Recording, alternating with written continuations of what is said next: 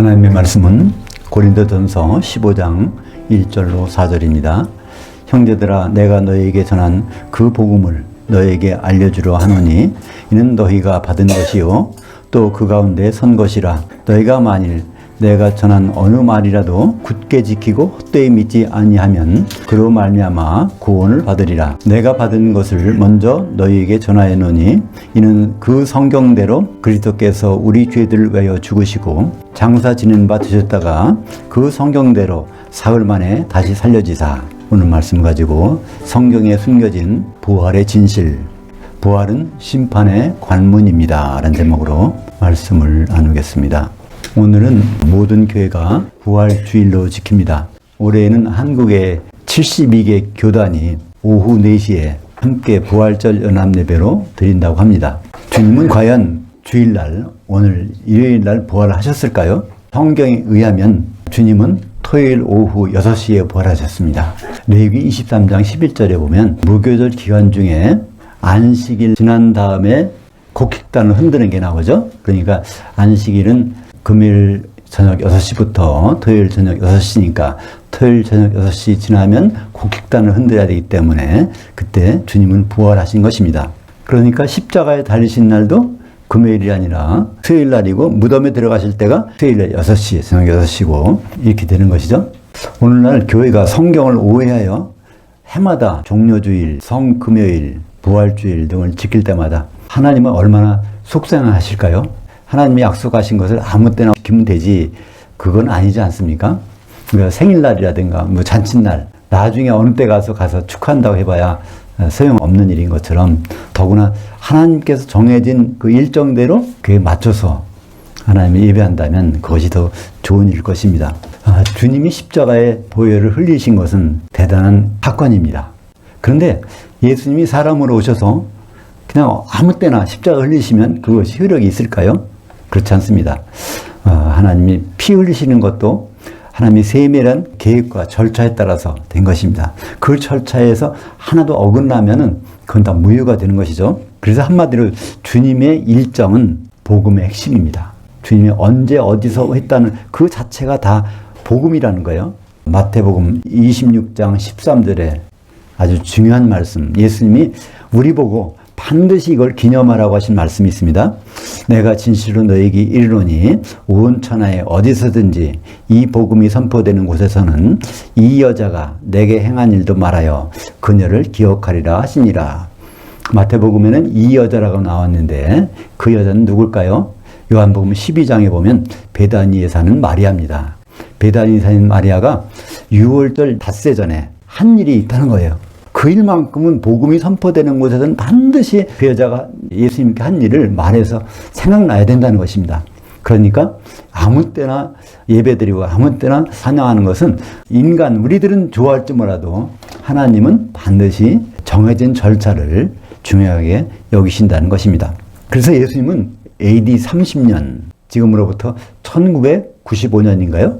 2030년이 되면 만 2000년이 되는 거니까 AD 30년 성경대로 6월절 닷새 전에, 출애굽기 12장 3절에 보면 6월절 닷새 전에 어린 양을 취해서 그걸 4일 동안 점검하였다가 흠이 없으면 6월절날 해질 때 잡게 돼 있죠.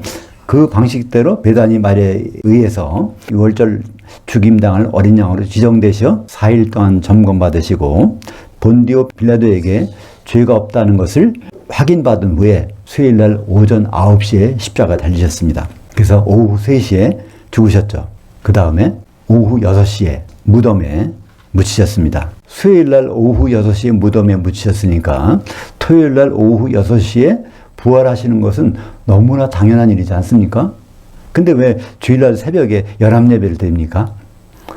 물론 토요일날 6시에 부활하신 것을 알면서도 부득이 사정이 있어서 주일날 드리는 건 괜찮겠지만 주님이 주일날 새벽에 부활했다고 하면서 새벽에 모여서 예배 드리는 경우도 있지 않습니까? 그건 참 성경을 오해한 것이죠.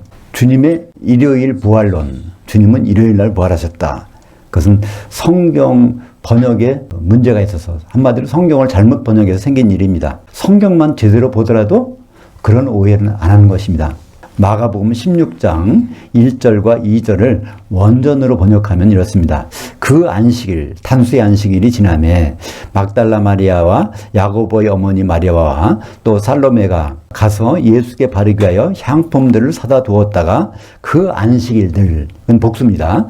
그 안식일들 후에 첫날 매우 일찍이 해돋을 때 그 무덤으로 가며 이렇게 되어 있습니다. 안식일이 16장 1절에 한번 나오고요. 또 16장 2절에 한번 나옵니다. 그 안식일이 하나는 단수고 하나는 복수예요. 근데 우리말 번역에는 한 번도 단수 복수를 구분 안 하고 똑같이 그냥 단수의 안식이라고 해놓으니까 그러니까 금요일날 돌아가셨구나, 또 주일날 새벽에 부활하셨구나 이렇게 생각하게 되는 것입니다. 근데 성경은 분명히 첫 번째 안식일은 어떤 안식일일까요?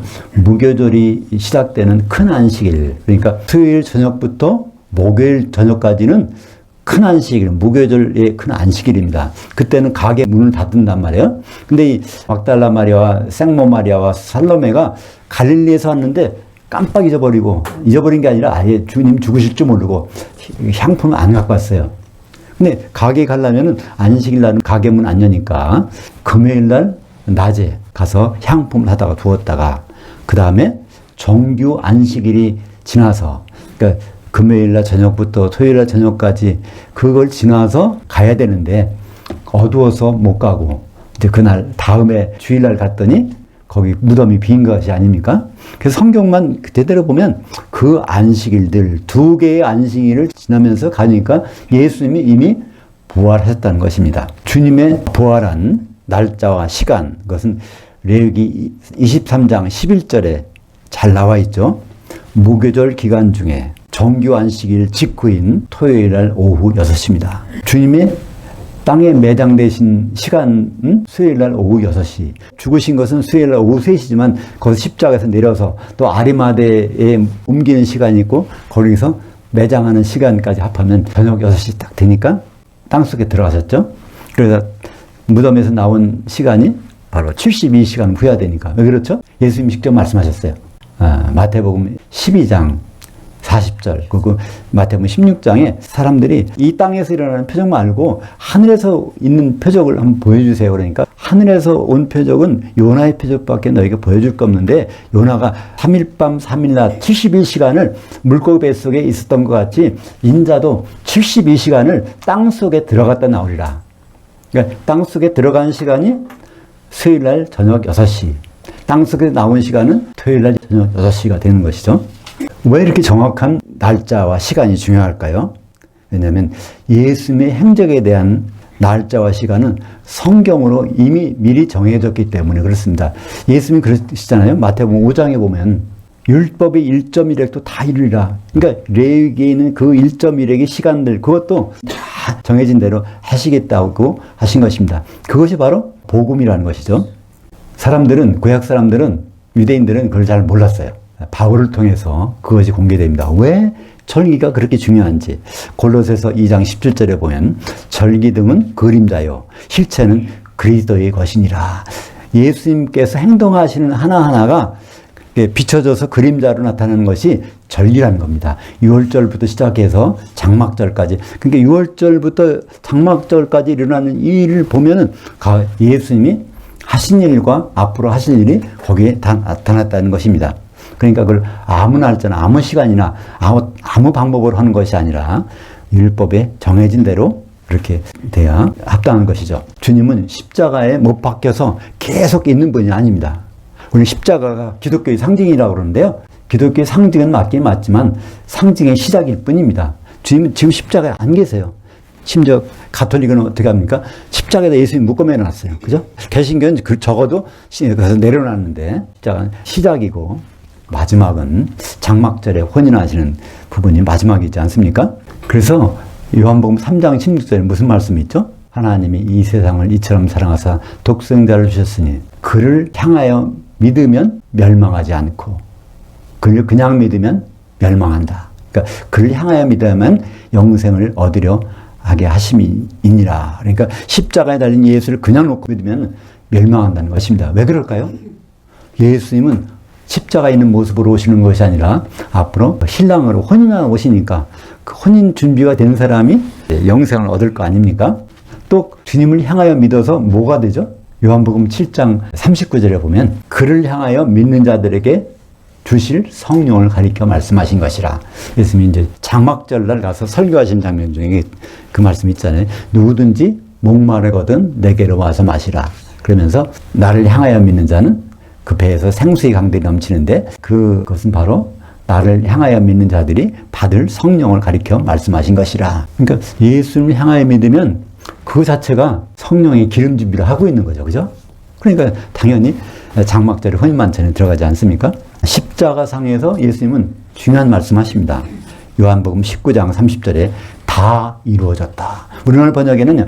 다 이루었다 번역했어요. 다 이루었다. 예수님이 다 이룬 것을 번역했어. 근데 그게 아니라 예수님은 이루실 수가 없어요.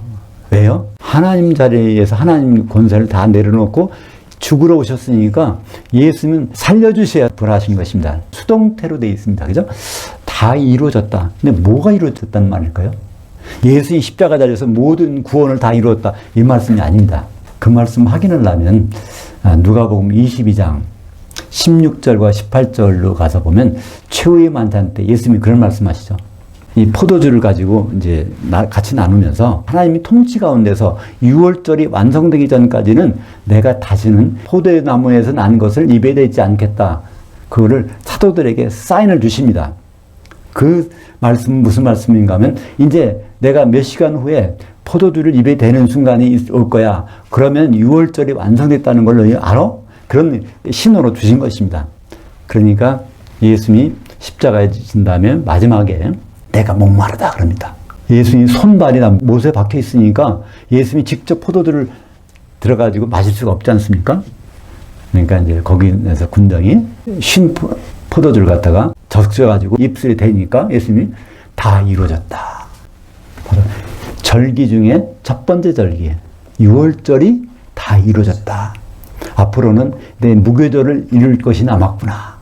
또 초곡절을 이룰 것이 남았다. 이렇게 그 말씀을 여기서 하는 것이죠. 그래서 예수님이 십자가에서 맨 마지막에 하신 말씀이 뭘까요? 누가복음 23장 46절에 아버지여 내 영을 주님의 손에 부탁하나이다. 예수님이 이제 죽으시면 활동을 못해. 근데 영이 살아나서 무교절을 이루셔야 되는데 그래서 아버지여 나를 육신은 죽지만은 3일 동안 있는 동안에 땅속에 있는 동안에 영혼 좀 살려주세요. 그래야 무교절을 내가 이룰 것이 아닙니까? 그 신호가 바로 누가복음 23장 46절에 그 말씀을 하시는 것입니다. 그래서 베드로전서 3장 18절 19절에 보면 예수님께서 우리 죄를 위해서 죽으셨지만 육신으로 죽었지만 영으로는 살려주셔서 옥에 있는 영들에게 복음을 선포하셨다고 말씀하고 있지 않습니까? 거기에 옥에 있는 영들은 바로 그 뒤에 설명이 나오죠. 노아 때 복음을 몰라서 불순종했던 사람들이 죽어서 거기서 기다리고 있는데 그 사람들에게 복음이 선포된 것을 말씀하고 있습니다. 그러니까 우리도 가끔 그런 얘기를 합니다. 이순신 장군이 어디 갔을까요? 죽었는데 지옥 갔을까요? 뭐 세종대왕이 어떻게 될까요? 그런 얘기를 합니다. 거기에 큰 힌트가 있죠. 복음을 살아생전에 못 듣고 그래서 하나님께 불순종한 사람들은 기회를 반드시 주신다는 겁니다. 그죠? 그래서 우리가 그 사람들에 대해서 걱정할 필요 없어요. 오히려 잘못된 복음을 알고 있다가 지옥으로 가는 것보다 모르고 있다가 예수님한테 직접 또는 예수님의 천사한테 직접 복음을 들어서는 나중에 새 예루살렘에 하나님 백성으로는 들어갈 기회가 있는 거 아닙니까? 그래서 예수님은 이제 무교절도 완성하셨습니다. 무교절이라는 것은 무슨 뜻이죠? 누룩이 안 들어간 떡을 나눠 먹는 날인데 세상의 떡들은 다 세상의 영향력인 누룩이 들어갔습니다. 주님께 하늘에서 주시는 그 떡, 복음만이 순수한 무교병이죠. 그 다음에 초곡절, 무교절 기간 중에서 정규안식이 나오면 그 바로 끝나는 그 시점, 그래서 토요일 날 오후 6시에 주님은 초곡절도 완성하신 것입니다. 부활하신 주님은 다음 절기를 완성하시는데 그게 바로 무슨 일일까요? 오순절입니다. 사도들에게 약속하십니다. 성령이 내리기 전까지는 너희들은 떠나지 말라. 그러면서 40일 동안 그들에게 하나님의 통치에 관한 일을 말씀하셨어요. 하나님의 통치를 크게 나누면은 바로 절기를 완성하시는 것입니다. 6월절부터 장막절까지가 하나님의 통치의 7단계를 하신 것이에요. 근데 지금까지 3단계, 하나님 통치의 6월절, 무교절, 초곡절을 이제 끝났으니까 이제 오순절을 남았지 않습니까? 40일간 집중적으로 말씀하신 것이 오순절에 대해서 말씀하셨을 것입니다. 그러니까 제자들이 예수님 보내는 날 어떻게 됩니까? 슬퍼서 눈물 짜는 게 아니에요. 기뻐하면서 성전에 가서 날마다 하나님을 찬송하더라. 왜요? 열흘이 있으면 이제 성령을 받을 것이 확실하니까 그런 확신에 찬 것이 아니겠습니까? 그래서 오순절날 드디어 성령이 내려서 떡 2개가 만들어집니다. 오순절날 제사법은 레위기 23장 17절에 고운 가루에다가 기름으로 반죽해서 떡 2개를 만드는 것이 오순절인데 그 떡 2개를 만들어서 흔드는 거예요. 흔든다는 것은 이제 살아났다 그런 뜻입니다. 교회가 살아난 날입니다. 그러니까 사도들의 떡과 성도들의 떡이 2개의 떡이 흔들린 날이 오순절이고 그 바로 교회가 시작된 날인 것이죠. 참 예수님은 그 시간이 참 가슴 뿌듯했을 것 같아요. 나와 혼인할 교회가 드디어 시작된 날이구나. 셋째 하늘에서 그걸 생각하시지 않겠습니까? 그러니까 우리는 성경에서 많은 단어 중에 특별히 우리가 시선을 멈춰야 되는 단어가 있어요. 그게 바로 교회입니다. 그냥 우리가 이 세상에 길 가다가 보는 교회가 아니고요. 주님과 혼인할 그런 교회들, 그걸 생각하는 것이 성경의 핵심이 아니겠습니까? 주님은 그래서 오순절도 완성하셨습니다. 성령의 내림으로 사도들의 떡이 사도행전 2장 4절에 보면 사도들의 떡이 만들어지고 2장 41절에 보면 3,000명의 성도들이 떡이 만들어져서 교회가 시작된 것입니다. 여기에는 마가다락방이라는 말이 없어요. 마가다락방이라는 단어 때문에 우리의 신앙이 완전히 거꾸로 갑니다. 잘못되고 있어요. 성전에서 성령이 사도들에게 내렸고 그날 저녁에 성도들에게 내린 것입니다. 마가다락방이 있다가도 오순절 날에는 반드시 성전에 와야 되는 거예요. 왜냐하면 하나님이 지정하신 곳에서 모여야 되니까. 근데 이상하게 마가다락방에서 뭐 120명이 성령 받았다는 헛소문이 가짜뉴스가 퍼져가지고 지금도 있습니다. 심지어는 다락방 교회라는 말도 생기고요. 그렇지 않습니까? 참 안타까운 일이죠. 그래서 에베소서 2장 20절에 보면 우리가 과연 어디에 있는지 너희는 성도들은 교회는 그 사도들 곧 선지자들의 기초서구에 세우심을 입은 자들이다. 우리가 어디에 서 있는지 신약 성경에 서 있는지 그렇지 않으면 그게 아닌 다른 곳에 서 있는지 그것을 따져봐야 진짜 교회인지 명목만 교회인지를 알 수 있는 것입니다. 우리가 사도들의 터 위에 서 있다는 것은 불변이에요. 마지막에 새 예루살렘에 가서도 그렇습니다. 요한계시록 21장 14절에 보면 그 성, 새 예루살렘 성의 성곽에는 12기초석이 있고 그 위에는 어린 양의 12사도들의 12이름들이 있더라. 그러니까 사도와 성도의 관계는 끝까지 이렇게 유지됩니다. 중매쟁이의 입장과 우리가 혼인할 신부의 입장은요, 한 번도 혼동되는 적이 없어요. 그러니까 사도들에게 복음 전했다면 그건 사도에게 주는 일이고 성도들이 한마음대로 하면 성도에게 주는 일인데 이거를 헷갈려가지고 한다면 하나님 일이 엉망이 되지 않겠습니까? 사도인 바울은 내가 전한 복음 또는 우리의 복음이란 말을 읽었습니다. 갈라디아서 1장 8절에 보면 그러나 우리나 혹은 하늘로부터 온 천사라도 우리가 너에게 전한 복음 외에 다른 복음을 전하면 저주를 받을지어다. 그러니까 복음이라고 다 복음이 아닙니다. 사도들이 전하는 것이라면 그게 진짜 복음이에요. 사도가 전한 것이 아니라면 아무리 훌륭한 말도 이건 복음은 아닙니다. 예를 들어서 구약 성경은요 사실 복음이 아니에요. 근데 왜 구약 성경이 중요할까요? 신약 성경에 거기 인용된 부분들이 있어. 그 구약의 그 말씀들이 이렇게 이루어졌다는 하나의 참고서입니다. 복음은 오직 신약 사도들에 의해서 전한 것만이 유효합니다. 전해진 것만이. 에베소서 3장 5절 볼까요? 이제 그의 거룩한 사도들 곧 선지자들에게 성령으로 계시된 것 같이는 다른 세대에서는 그리스도의 비밀이 사람의 아들들에게 알려지지 아니하였으니. 예수님이 있던 시대나 그 이전이나 이후와 지금이라도 사도들 통해서 나온 것이 아니라면 그건 가짜라는 것입니다. 하나님이 그렇게 공개한 적이 없다고 하시니까 그렇죠. 복음은 누가 처음으로 기록했을까요? 성경을 보면요. 마태복음, 마가복음, 누가복음, 요한복음 이렇게 나오죠. 근데 사실은 이 4대 복음서가 기록되기 전에 맨 처음에 복음을 기록한 사람이 사도 바울입니다. 오늘 본문에 보면 고린도전서 15장 1절에 보면 형제들아 내가 너희에게 전한 그 복음을 너희에게 알려주려 하노니 이는 너희가 받은 것이요 또 그 가운데 선 것이라. 이 고린도전서가 AD 한 9년 정도가요 기록되어 있다고 하는데 마태복음부터 요한복음까지는 그 뒤에 기록된 겁니다. 심지어 고린도전서 11장에 보면은 성만찬에 대한 기록이 있어요. 그 기록이 먼저 있고 나중에 누가복음에 나오는 그 성만찬의 기록, 마태, 누가, 요한 그런 기록은 나중에 기록된 겁니다. 그러니까 바울이 맨 먼저 이 복음을 기록한 것이고 사도로서 기록했다는 것이죠. 근데 그 그리스도의 복음을 요약하면 한마디로 요약하면 뭐가 될까요? 성경대로 죽으시고 성경대로 살려지사. 그러니까 예수님이 하시는 동작 하나하나가 다 성경에 기록된 대로 되고 있다는 것을 바울은 복음을 전하면서 이 말씀을 하시는 것입니다. 그러니까 일곱 절기는 예수님의 행동의 그림자고 이것은 바로 절기대로 죽으시고 절기대로 살려주셔서 이제 절기대로 재림하시고 절기대로 심판하시고 절기대로 혼인하실 것입니다. 이제 마지막은 교회가 그리스도의 한 신부가 돼서 혼인하게 되는 것이 성경의 마지막인 것이죠. 성도들은 주의 날 부활해서 공중에서 주님을 만나게 됩니다. 많은 사람들은 예수님을 언제 만날까? 죽으면 천국 가서 만날까? 이런 얘기를 하는데요. 그건 전부 거짓말입니다. 심지어 어떤 사람은 그래요. 예수님이 지상으로 오시니까 그때 만난다. 제3성전이 지금 건축 중인데 그게 완공되면 거기로 오신다. 그래서 붉은 송아지도 거의 준비가 됐다. 이런 얘기도 하는 사람이 있지만 그건 맞지 않은 말이죠. 주님은 지상으로 다시는 안 오십니다. 그러면 우리가 어떻게 주님 만날까요? 부활해서 영의 몸을 입고 공중에 올라가서 주님을 만나게 됩니다. 그래서 우리는 부활이 소망인데 소망이 아니라 부활이라는 것은 위기입니다. 왜 위기일까요? 지옥 가느냐, 혼인만찬에 들어가냐 하기 때문에 그런 거예요. 그럼 모든 기독교인들은요, 부활 안 될까봐 걱정할 필요 없어요. 다 부활됩니다. 그래서 공중까지 올라간 다음에 그때부터가 문제죠.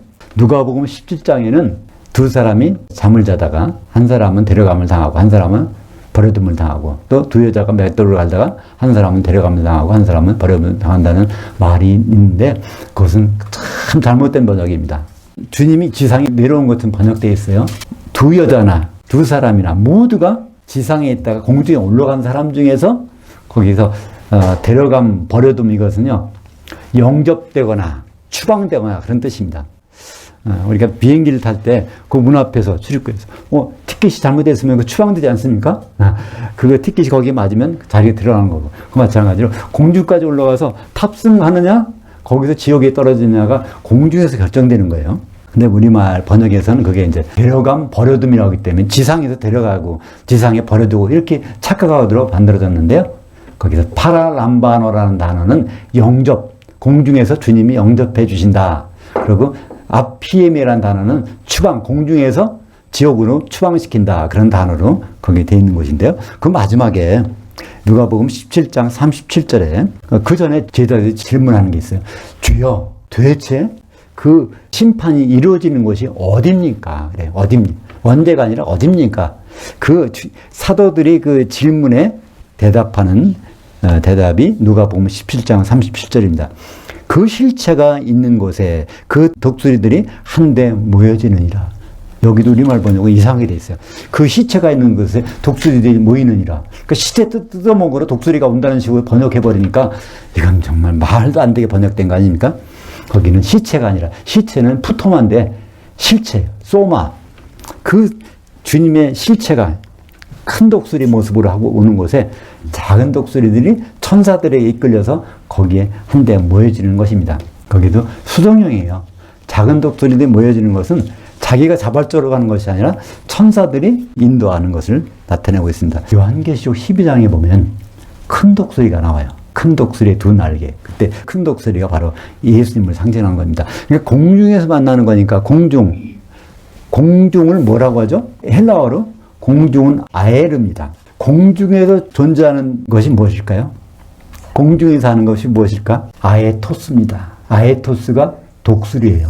그러니까 우리는 바로 부활해서 영의 몸을 입고서 주님을 만날 때는 우리가 다 아에토스가 돼서 아에르에서 주님을 만나게 되는 것입니다.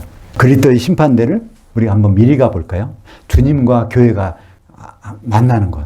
성경에는 이것이 생생하게 기록되어 있습니다. 요한계시록 1장 10절과 13절입니다. 내가 영으로 주의 날에 있었더니 요한은요 1장 9절에서 말합니다. 나는 그때 주님의 말씀을 증거하다가 반모섬에 갇혀 있는데 육신으로는 반모섬에 있지만 10절에 보면 영으로는 주의 날로 이끌어가는 시간 여행으로 미래로 가서 공중에서 본 장면을 설명하고 있습니다. 거기서 뭘 봤습니까? 7 교회들 한가운데 인자 같은 이가 발에 끌리는 옷을 입고, 그래서 인자가 나오면 무슨 말이라고 그랬죠? 요한복음 5장 27절에 심판자, 인자는 심판하러 거기에 공중에 나타나실 모습을 보여주고 있는 것이죠. 이것도 우리말 번역에는 뭐라고 되어 있을까요? 요한이 주일날에 썬데이에 성령의 감동을 받아서 환상을 봤는데 이런 모습이더라, 이렇게 번역했어요. 성령이란 단어도 없고 감동이란 단어도 없고 썬데이라는 말도 없습니다.